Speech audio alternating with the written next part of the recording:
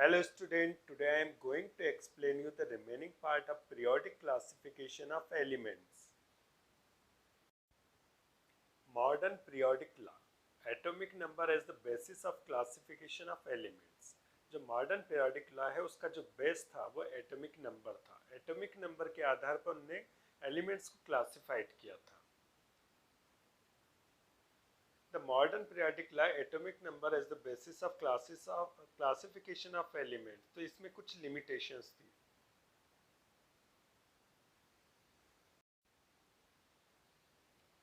Modern periodic law atomic number as a basis of classification of element.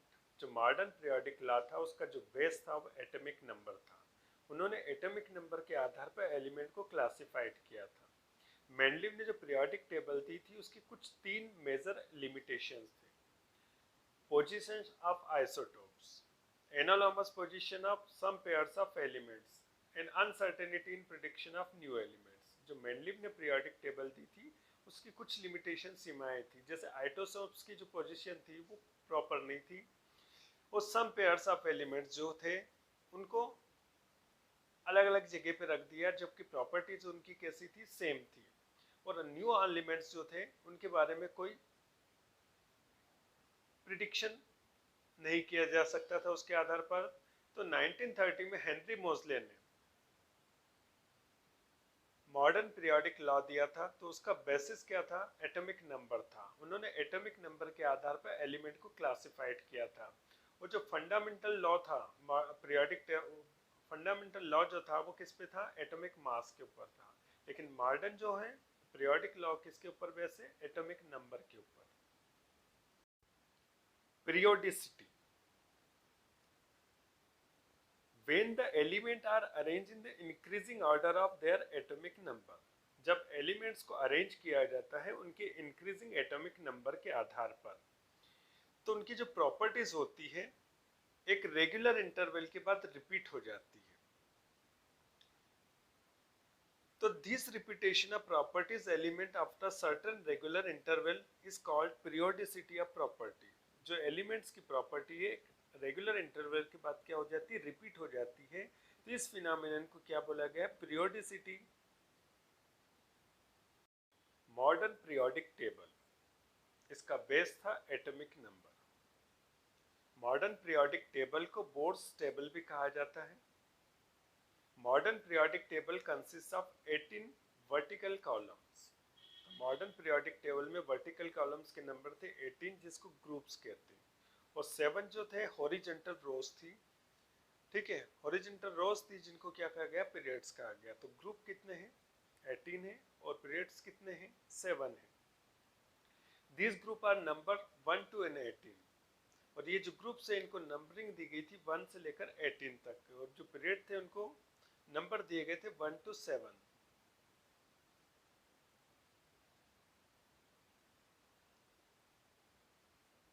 Brief description of group. Element of group first and second on the left side में first और second group होता है. And group 13 to 18 on the right called normal representative elements. जो first और second है और 13 से लेकर 18 तक के जो ग्रुप है उनको नॉर्मली रिप्रेजेंटेटिव एलिमेंट्स कहते हैं. एलिमेंट ऑफ ग्रुप 1 ग्रुप का जो एलिमेंट है उनको एल्कली मेटल्स कहा जाता है. और सेकंड जो ग्रुप है उनको एल्कलाइन अर्थ मेटल्स कहा जाता है. 13 जो ग्रुप है उसको बोरॉन फैमिली कहते हैं. और 14 जो ग्रुप है उसको कार्बन फैमिली कहते हैं. जो 15 ग्रुप है उसको नाइट्रोजन फैमिली या निकोजेंस कहा जाता है. और ये जो गैस होती है सफोकेशन प्रोड्यूस करती है. 16 जो ग्रुप है उसको ऑक्सीजन फैमिली या चेल्कोजेंस कहते हैं जो कि ओर्स को फॉर्म करते हैं. 17 जो ग्रुप है वो हेलोजेंस फैमिली है, ये सॉल्ट को फॉर्म करते हैं. और जो 18 ग्रुप है उसको नोबल गैसेस, इनर्ट गैस या रेयर गैस कहते हैं जो कि किसी के साथ रिएक्ट नहीं करते. There are in the all 50 representative elements in the periodic table. The elements of group 3 to लेकर 12 तक जो है, 3 से लेकर 12 तक के जो ग्रुप्स होते हैं इनको ट्रांजिशन एलिमेंट्स कहा जाता है, बिकॉज इनकी जो प्रॉपर्टीज होती है वो ग्रुप 1, 2 और 13 से लेकर 18 तक के जो एलिमेंट्स होते हैं उनके बीच की होती है। कुछ प्रॉपर्टी उसमें ग्रुप 1, ग्रुप 2 की होगी और कुछ प्रॉपर्टी उसमें क्या होगी, 13 से लेकर 18 तक की होगी। तो दोनों ग्रुप्स में ये आपस में घूमते रहते हैं, इसलिए इनको ट्रांजिशन एलिमेंट्स कहा जाता है। There are all in 14 transition element in the periodic table. तो periodic table के अंदर transition element के numbers होते हैं 40।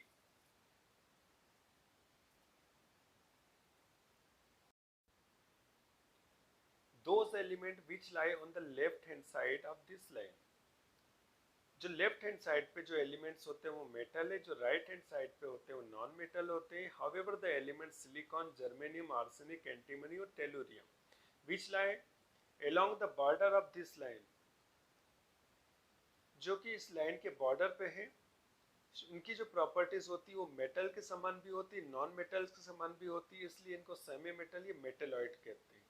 तो लेफ्ट हैंड साइड पे क्या है, मेटल्स, राइट हैंड साइड पे क्या है, नॉन मेटल्स, और बीच में जो है वो बॉर्डर साइड में है, उनके अंदर दोनों प्रॉपर्टीज पाई जाती है, मेटल्स की भी और नॉन मेटल्स की। इनको सेमी मेटल या मेटलॉइड कहते हैं। Brief description of periods. जो के शेल है सबसे ऊपर का होता है, उसमें दो एलिमेंट्स होते हैं, एक हाइड्रोजन है और दूसरा हीलियम होता है, इसलिए इसको सबसे शॉर्टेस्ट पीरियड कहते हैं। सेकंड जो है के एल शेल है, ठीक है, इसमें जो एलिमेंट्स होते हैं वो कितने होते हैं, 8 होते हैं। ये second period of 8 element with atomic number 3 to 10 होता है। ये सेकंड पीरियड होता है जिसका एटॉमिक नंबर 3 से लेकर 10 तक होता है। वो स्टार्टिंग होता है लिथियम से और एंडिंग का जो होता है नियॉन होता है, इसको शॉर्ट पीरियड कहा जाता है। उसके बाद थर्ड वन जो आता है वो एम शेल आता है, जिसमें नंबर ऑफ एलिमेंट्स होंगे 18, but outer most shell can not have the more than 8 electron. इनके आउटर मोस्ट शेल में 8 से ज्यादा इलेक्ट्रॉन नहीं होते हैं। Therefore the third period also has 8 electron with atomic number 11 to 18। जो थर्ड पीरियड होता है उनका जो एटॉमिक नंबर कहाँ से स्टार्ट होगा, 11 से स्टार्ट होगा, फिनिश कहाँ होगा, 18 तक होता है। और स्टार्टिंग का जो एलिमेंट होता है वो सोडियम होता है और एंडिंग का जो एलिमेंट है वो आर्गन होता है। तो जो सोडियम है उसका एटॉमिक नंबर कितना है, 11 है, और आर्गन का कितना है, 18 है। इसको शॉर्ट पीरियड कहा जाता है।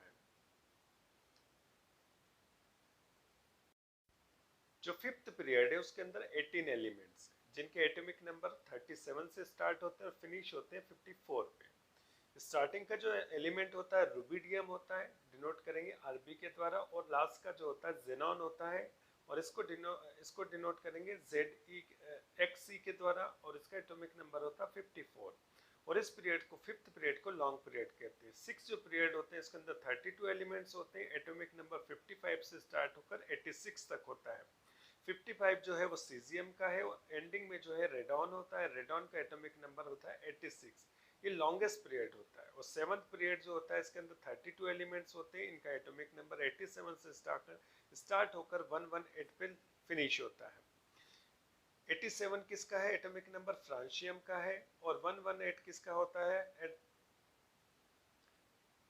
तो वो किसका है, UUO का है। This is another longest period.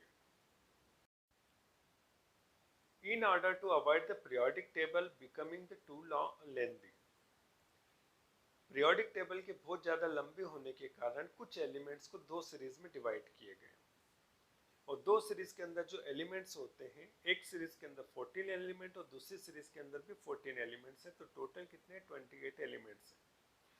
ये जो एलिमेंट्स होते हैं ट्रांजिशनल एलिमेंट्स के बीच के एलिमेंट्स होते हैं, जिनको इनर ट्रांजिशनल एलिमेंट कहा जाता है।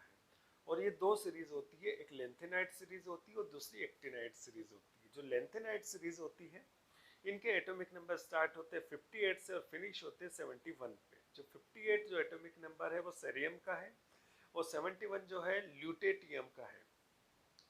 और ये जो एलिमेंट्स होते हैं, इन सभी सारे एलिमेंट्स जो 14 एलिमेंट्स हैं, इनको कहते हैं लेंथेनाइट, क्योंकि लेंथेनियम के बाद जो एलिमेंट आते हैं उनको लेंथेनाइट्स और लेंथेनोइड्स कहा जाता है। These are also called rare earth metal। इसके अलावा इनको रेयर अर्थ मेटल भी कहा जाता है, since they are occur scarcely in earth crust. ये जो एलिमेंट्स होते हैं अर्थ के जो क्रस्ट होते हैं उस पर बहुत कम क्वांटिटी में रेयरली पाए जाते हैं, इसलिए इनके रेयर अर्थ में एलिमेंट्स भी कहा जाता है। सेकेंड जो सीरीज है एक्टिनाइड है, एक्टिनॉइड सीरीज होती है। इसके अंदर भी 14 एलिमेंट्स होंगे जो कि कहाँ से स्टार्ट होंगे, 90 से स्टार्ट होकर फिनिश कहाँ होंगे, 103 पे। तो 90 किसका एटॉमिक नंबर होता है, थोरियम का होता है, और 103 किसका होगा, लॉरेंशियम का होगा। ये सारे एलिमेंट्स इनको कलेक्टिवली एक्टिनाइड्स कहते हैं, क्योंकि एक्टिनियम के बाद जो एलिमेंट्स आते हैं उनको एक्टिनाइड्स कहा जाता है।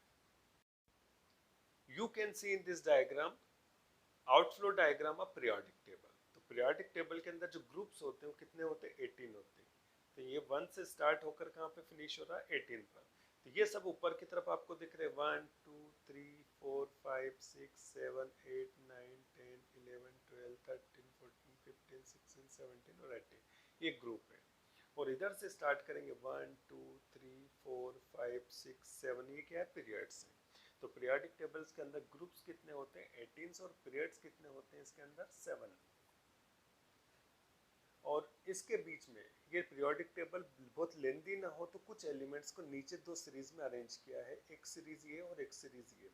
तो हर सीरीज के अंदर कितने एलिमेंट है, 14 एलिमेंट्स है। टोटल कितने एलिमेंट्स हो गए, 28 एलिमेंट्स।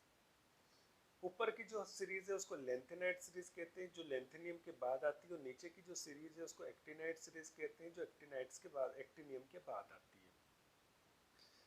अब यहाँ पर जो देखेंगे वो क्या है, पहला वाला जो ग्रुप है इसके अंदर क्या है, एल्कली मेटल्स है। सेकंड जो है उसको एल्कलाइन अर्थ मेटल्स कहते हैं। इसके बाद ये जो ग्रुप है इनको ट्रांजिशनल एलिमेंट कहते हैं, ठीक है। और इसके बाद ये जो है उसके बाद क्या है, तो ये क्या है आपकी मेटल्स है, ये क्या है आपका नॉन मेटल्स है, ये ट्रांजिशनल एलिमेंट, और ये सबसे लास्ट में कौन सा है, नोबल गैसेस है। तो लेफ्ट हैंड साइड पे क्या है, मेटल्स, राइट हैंड साइड पे क्या है, नॉन मेटल्स, बीच में क्या है, ट्रांजिशनल एलिमेंट, और ये क्या है, सबसे लास्ट का जो ग्रुप है वो नोबल गैस का, इनर्ट गैस कहा जाता है। इन ट्रांजिशनल एलिमेंट के बीच के जो एलिमेंट्स हैं इनको दो सीरीज में डिवाइड किया गया है। तो एक सीरीज के अंदर कितने एलिमेंट है, 14, और दूसरी सीरीज के अंदर कितने एलिमेंट है, 14। तो पहली जो सीरीज है वो लेंथेनाइड सीरीज है, और दूसरी जो सीरीज है नीचे वाली एक्टिनाइड सीरीज है। Limitation of modern periodic table. Position of isotopes. All the isotopes of an element have the same atomic number. किसी भी एलिमेंट्स के जो आइसोटोप्स होते हैं उनके एटॉमिक नंबर सेम होते हैं, लेकिन एटॉमिक मास क्या होते हैं, डिफरेंस होते हैं। तो ऐसे एलिमेंट जिनके एटॉमिक नंबर सेम होते हैं और एटॉमिक मास डिफरेंस होते हैं उनको क्या कहते हैं, आइसोटोप्स कहते हैं। तो यहाँ कार्बन के कितने आइसोटोप्स हैं, 3 आइसोटोप्स हैं, C12, C13 and C14 are placed in the same position as that of group 14। तो कार्बन के जो आइसोटोप्स हैं इनको सभी कहाँ रखा गया, ग्रुप 14 में रखा गया पीरियोडिक टेबल में। Likewise all the 3 isotopes of hydrogen, उसी तरह से हाइड्रोजन के कितने आइसोटोप्स है, 3 होते हैं, प्रोटियम, ड्यूटियम, ड्यूटीरियम और ट्राइटियम। सभी के एटॉमिक नंबर कितने हैं, 111 है, लेकिन एटॉमिक मास कितने हैं, 1 2 और 3 होते हैं। इन सभी को एक ही ग्रुप में रखा गया है, फर्स्ट ग्रुप में इनको रखा गया है मॉडर्न पीरियोडिक टेबल के अंदर। Anomalous position of some pairs of elements.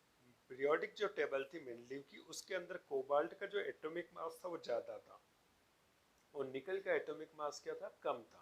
तो वहां पर उन्होंने कोबाल्ट को पहले रख दिया था और निकल को बाद में रख दिया था। लेकिन जो मॉडर्न पीरियोडिक टेबल बनी है तो उसके अंदर इस फॉल्ट को दूर किया गया।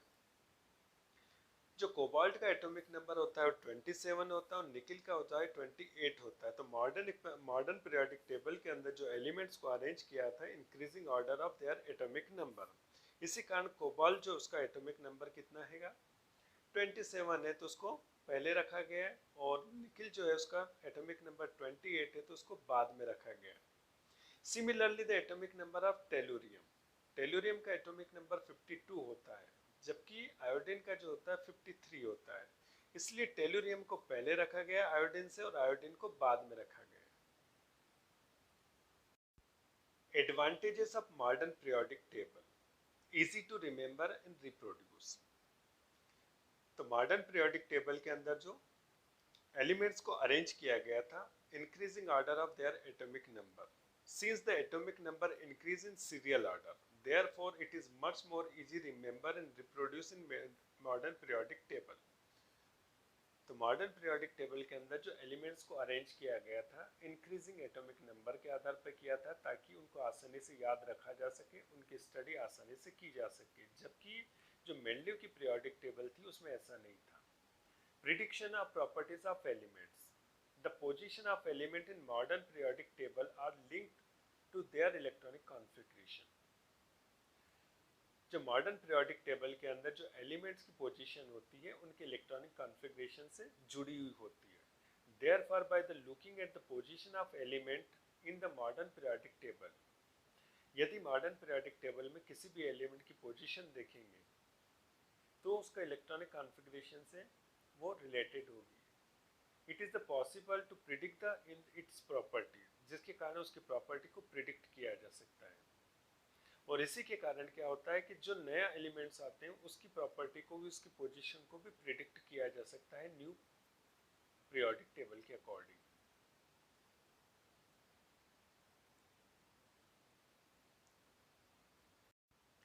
Defects of modern periodic table, position of hydrogen. जो हाइड्रोजन को रखा गया है कहाँ रखा गया, एल्कली मेटल्स के साथ रख दिया, जबकि हाइड्रोजन क्या है, गैस है। और हाइड्रोजन का जो एटॉमिक नंबर होता है वो कितना होता है, 1 होता है। तो गैस के साथ, गैस को ना रखते हुए उन्होंने मेटल्स के साथ हाइड्रोजन को रख दिया, तो ये इसका मेन डिफेक्ट रहा। सेकेंड है, on the basis of electronic configuration helium should be place in 2 group along with the alkaline earth metal. और जो सेकेंड ग्रुप है उसके अंदर हीलियम को रख दिया गया।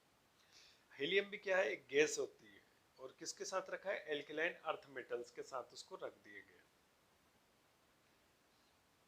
Third one, no proper position has been assigned with lanthanide and actinide. Lanthanide और एक्टेनाइड की जो पोजीशन है वो प्रॉपर नहीं है, जबकि इनको कहाँ रखना था, मेन बॉडी के अंदर, मेन पीरियोडिक टेबल के अंदर रखा जाना चाहिए, जबकि इनको लेंथेनाइड और एक्टेनाइड को दो अलग सीरीज के अंदर इसको डिवाइड करके सेपरेट आउट कर दिया गया।